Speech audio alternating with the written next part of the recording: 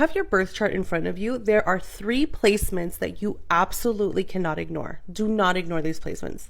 This is a breakdown of the 3 most karmic placements in everybody's birth chart that have to be dealt with in order to live a karmically balanced life. The first one is Saturn. Honestly, every single person hates their Saturn. You're not supposed to like your Saturn placement. It's hard for a reason.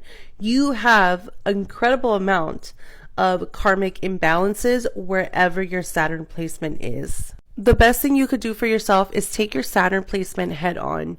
What sign is he in? What house is he in? And how is he aspecting your chart? Saturn is your key to realities. And so if you're trying to manifest anything in your life, you have to work with Saturn. Saturn is a planet who doesn't give a damn. It doesn't have space for excuses, and it will watch you go homeless. If you decide to ignore it and try to dodge your karmic lessons, well, then that's your shit, right? Saturn will let you become all the horrible stuff in this life and not flinch, because he holds the keys or the rings to this reality, and he rules over time, and he's my favorite planet. Because when you do work with him and when you do straighten out your karmic debt, he will bless you in astounding ways. And the blessings that you earned with Saturn actually imprint your soul's energetic signature. And so you are able to take these blessings into your future reincarnation. Second placement is Chiron. Please don't ignore Chiron. I mean, he's just sad. You can't leave him homeless or orphaned. It's a crime. And why should we care about Chiron? He's an asteroid. He's not a planet. What's his big deal? Well, he's sad. And he's sad because he's in between a rock and a hard place. Literally, physically, out in the heavens, Chiron's orbit is in between Saturn and Uranus. The reason you need to deal with Saturn in 2024 and people didn't in the past, and it wasn't a big deal in the past, was because we're going into the age of Aquarius. So for us to migrate from Saturn, a Saturnian world, into the age of Uranus or age of Aquarius, there is too much pain frequency in our Chiron. So for us to do that evolution and climb the ladder, we have to discharge all of the wounds and pains that we are holding on our soul, within our soul, that have to do with our Chiron placement.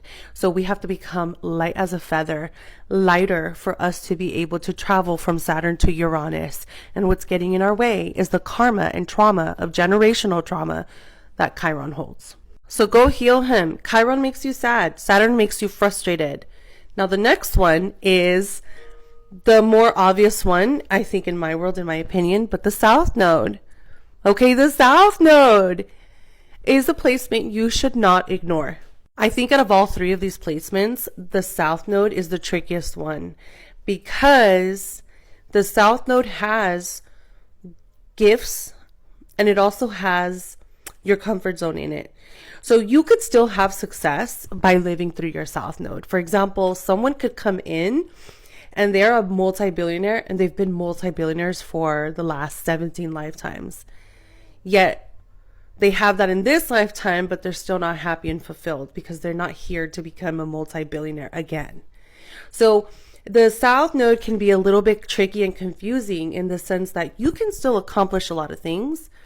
You can still become infamous. You can still have notoriety and some kind of success, but it doesn't challenge the soul. It is a repeated story. So you are not fully happy or fulfilled. And also in this space, you attract hella karmic lessons, and eventually it catches up with you. Shifting away from your South Node into your North Node is a lifetime's journey. But I also want to mention this. We often hear that we have to leave the South Node and go into your North Node, and that's not true. You are not supposed to ditch one space to go to the other, because that's extreme and that's another karmic lesson waiting to happen. Also, because your South Node has genuine gifts that you carry. Like, you have gifts that you've earned, beautiful things that you should continue doing in this lifetime. So your goal is to be in the X. I'm going to post it here. Your goal is to be in the middle, where in the middle you can go into the South Node and not be triggered, become karmically untriggerable, And so you could dip into the south node and get the blessings and your talents and your gifts. And then you can go into the north node and do the new stuff and evolve and grow and go into your evolution. But your home base should be in the middle X, where you can access everything divinely, neutrally, balanced without overdoing it. That's the goal of balancing your karma. My name is Bria Samai. I'm a karmic astrologer. If you want to book a reading, you can always go to all my sites. But if you want to learn about karma, stay here, follow, and I will teach you more.